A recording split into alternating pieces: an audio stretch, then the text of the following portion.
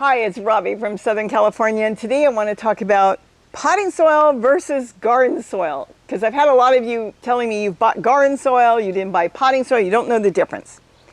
Let's just get right down to it.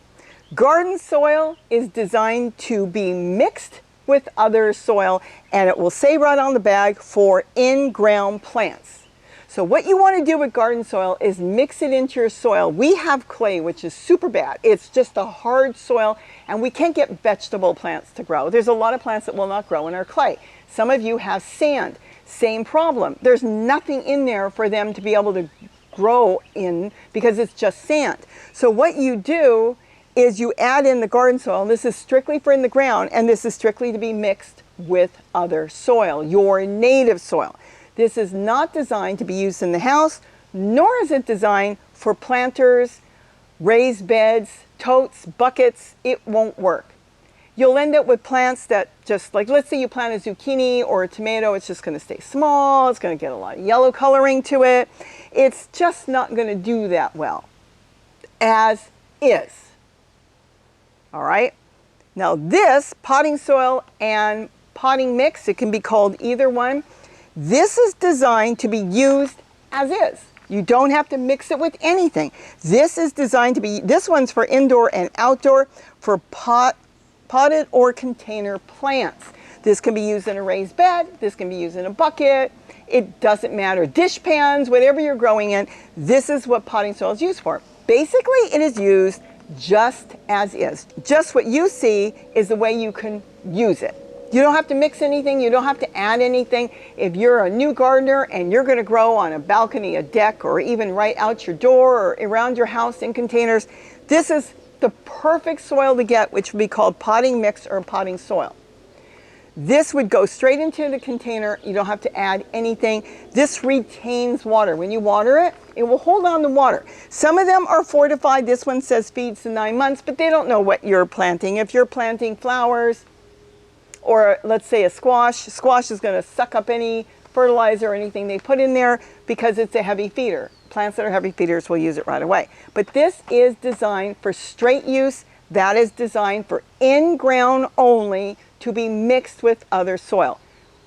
Native soil, sand, any soil you've got, sand or clay. Now, if you bought that already, don't worry. I would mix 1/3 of that to 2/3 of that and get going that way. You can mix it, and that will help out. So you don't have to throw it away. I wouldn't throw it away. The reason a lot of you buy it is you go to the store and you see that one for $10 and let's say this one for $12. This is a small 1 cubic foot. That one's 2, and you think, well, I'm getting double the money, for that one. But you're not, because there's not much in there. It's usually wood chips. And then sometimes it might have something like manure in there. It could be cow or chicken manure or whatever they do. It's very minimal is what's in there. This one has different mixes in here to retain water. They're both broke down already. Both of them are broke down.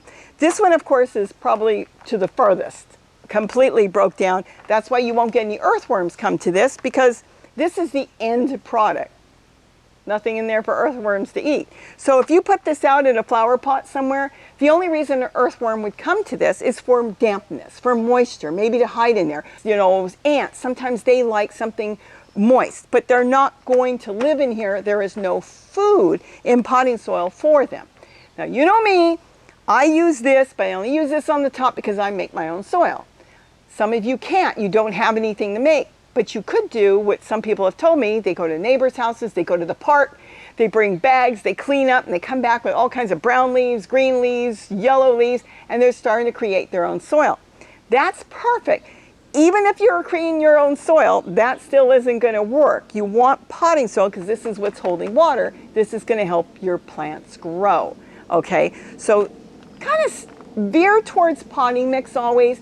You'll get much better results. I want you to be able to grow something that as soon as you plant it, it gets big and flourishes, not something that's just going to sit there and look wimpy and then you contact me and tell me, my plants didn't grow. Are you using garden soil or potting soil? And you go, well, why not garden soil? Again, it may have some nutrients in there if they put it in there, but the problem is it doesn't really hold water. And your plant is just not happy. And if it's not happy, it's like water versus champagne, okay? It's not happy, it's not gonna grow. So that's why I wanted to get this out today, because a lot of you asked me, what is the difference? The difference is we want potting mix. Now, like I said, if you're starting out for the first time, start keeping your toilet paper rolls, make veggie rolls. Go watch the video. I stuff my toilet paper rolls with leaves, be it brown. Well, these were greenish, but they're drying up. And this creates places for earthworms, microbes, and everything to live. By the way, termites will not live in here. There's nothing for them to eat. So don't worry about that. A couple of you come in and said, oh my gosh, there's termites, that they heard. It's a rumor. It's not true. In fact, I went as far as calling the company and finding out that it's false information. And that's criminal to me, because what you're doing is taking people that are going to garden for the first time, and they're going to hear this and then they're going to panic. Don't panic.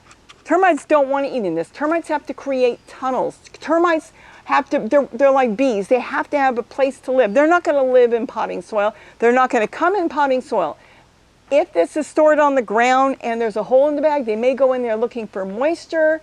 But if they were packed in the bag, literally packed in here, let's say for some reason there was some termites, because everybody's got termites, they're in the ground if you've got them in your area, and they got into the bag, they would die within days. So you would never even open the bag and see it. It would just compost in and be part of that. If you ever open this up and see little gnats, don't worry about it. Gnats aren't going to eat your plants. They're not going to hurt anything. It's not going to be any big deal. Either they got packed in there, let's say, just when they were getting ready at the hatch stage, and then as it sat in a nice warm bag, you open it up, you might have some gnats, or there might have been holes in the bag and maybe something got in there, but they're not going to eat your plants. They're not going to hurt anything. They're all part of nature. If you open that bag and you find some gnats, you know that you've got good soil with no pesticides in it. Okay? Think of it that way. I was growing up, I would go to the store with my mom, and we used to look through the corn because half the corn had little caterpillars. Back then, they used to do crop spraying sometimes. But now, all these spraying they're doing, which is some of it could be crop spraying, are actually coming up to the roots. So they're feeding plants pesticides, which we cannot wash off. It's permanent. If the plants have it in them, we're going to be eating it. So you would not find insects on those. I don't mind insects at all. That means nature wants to be there. Fine with me. As far as ants, sometimes ants will get in the flower pots because they build tunnels, okay? And they want to live in there is what they want to do. And if you get ants, I've got videos on how to get rid of ants. I rarely get ants, but when I do, I have an easy way of getting rid of them. My ants, I'm not talking about fire ants. I know some of you have fire ants, that's something else. So I would not worry about that right now. You can get rid of them, but you're not going to find anything in there that's going to be alarming, okay? Everything in there is what you need to grow for your own health and benefit. You want to be able to grow your own food, so when you pick that, it's going to be full of enzymes and everything that you need. It has not been irradiated. It has not been sprayed, the ending fruit. I've talked about that plants only bring up what they are capable of bringing up, and if it can't go through the roots, they don't bring it up, which is plastic. They can't, the molecules on plastic won't go through the roots because plants can't bring it up. Go watch the video. It's fantastic. It's the research on it and everything. So that's the thing. So if you're getting something that's been sprayed, let's say with a toxin, let's say you bought corn, or no, let's say you bought an apple and it was sprayed, you can wash that off. But if an herbicide was used that was sucked up through the plant itself, be it the tree was injected with it or it was fed to the roots, you cannot wash that off, which means it would be in the apple juice, that means it would be in whatever. I don't know. It depends on how they treat it. With potting soil, there's nothing in here to worry about. I've been using the cheapest potting soil for years. I've used some of the more expensive ones too, so it's whatever one you want to use. Keep that in mind. But don't worry about little things. There's a lot of stuff you'll hear on the internet, and I'm going to call them wives' tales because it's just simply not true.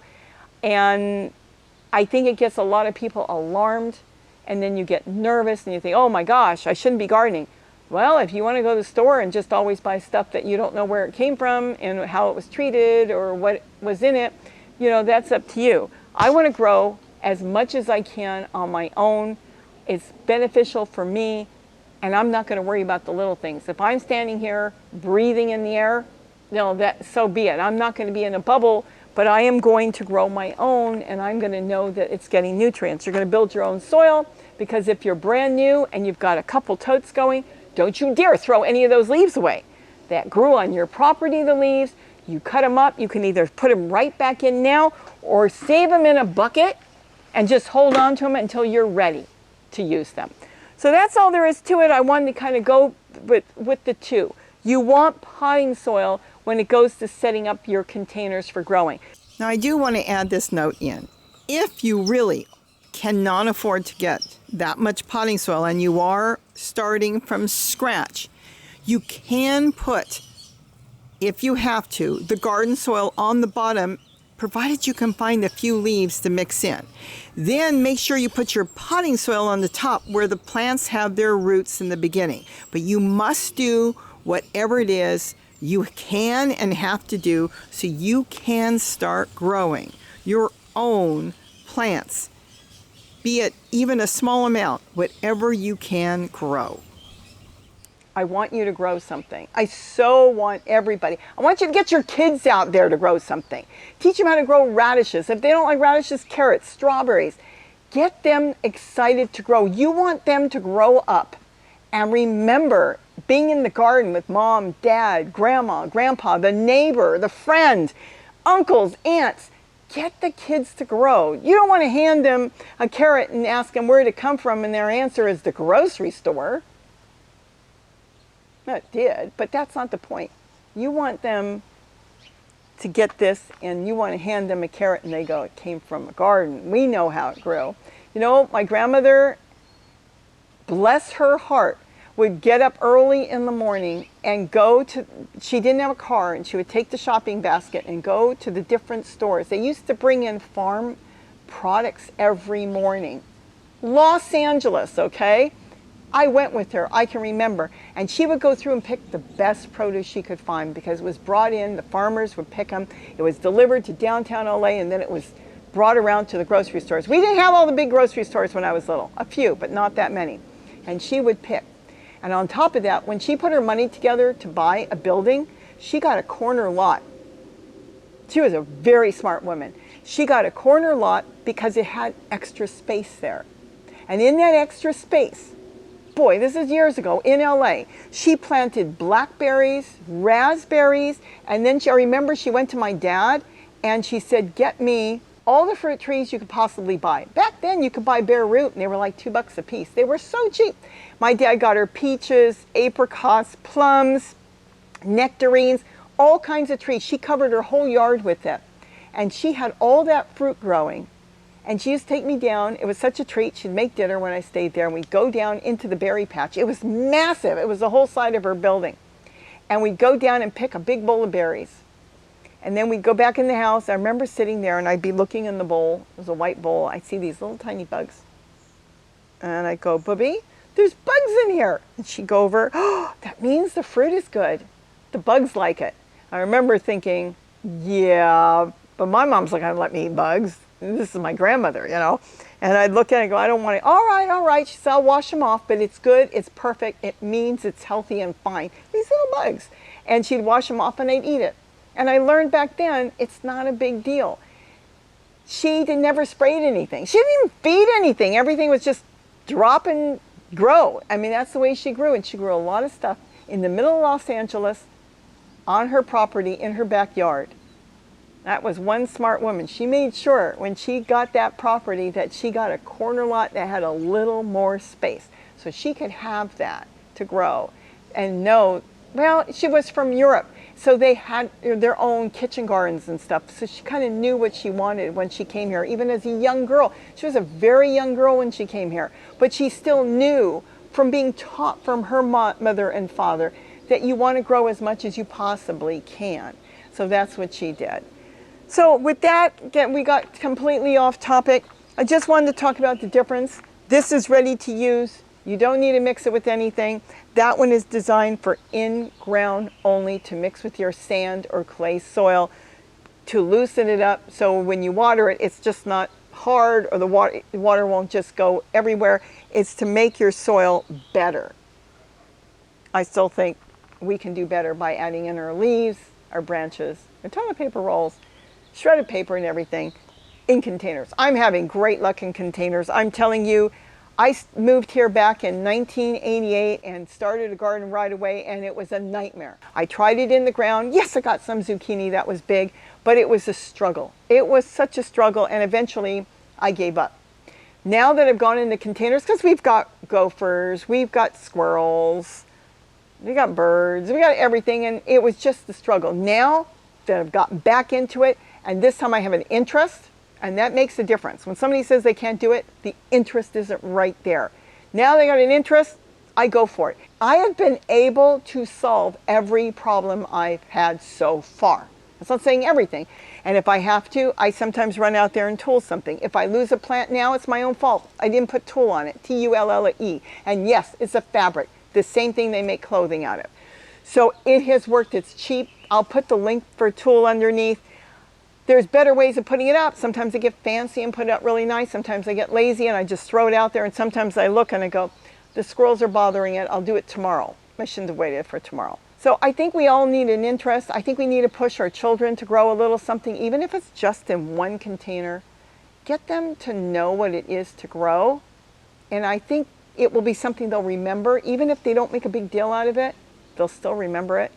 And again, get your potting soil. And don't worry, cheap or more expensive, you get what you can afford, you get what you want. I stick with the cheaper. It just so happened this cost $5. That one did cost $10, but this one was a great bargain. I got this at Aldi's for $5. A lot of the potting soils right now are up to $11 for a small 1 cubic foot bag. You can find them still at some places for $7. And that's the cheapest one. You can go all the way up to $30, $40, $50 a bag if you wanted to. But I'm mixing it as far as making my own soil. And it is working out better. I'm doing it Mother Nature's way with a little help in the beginning, just on the top. And sometimes I just go to another tote from last year, take the soil out of there, put it on the top, and it works fantastic. You know, I'm just taking soil from last year. They may just go back in the tote. Everything I put in there is gone. All I have is this beautiful black rich soil, and I take that out and I put that on the top. Sometimes I don't even use potting soil. And that, because it was designed by nature with leaves and everything from nature in there, it will retain water. It will grow. And the plants just are trying to grow in it. Some of them are growing and I don't want them to grow. I have had zucchini that I have composted the seeds on the bottom. Go that far up a container. Go all the way up the seeds because they want to grow in this soil, this rich soil, and I don't want them to grow. And they will go all the way up, 6-8 inches to get to the top to just grow. I dug a lot of them out. I will say I composted a lot of those, and I went ahead and let some of them grow to find out I shouldn't have dug them out. They're the best tasting and the most vigorous plant because it grew here last year and it wanted to grow this spring too. So I learned a lesson.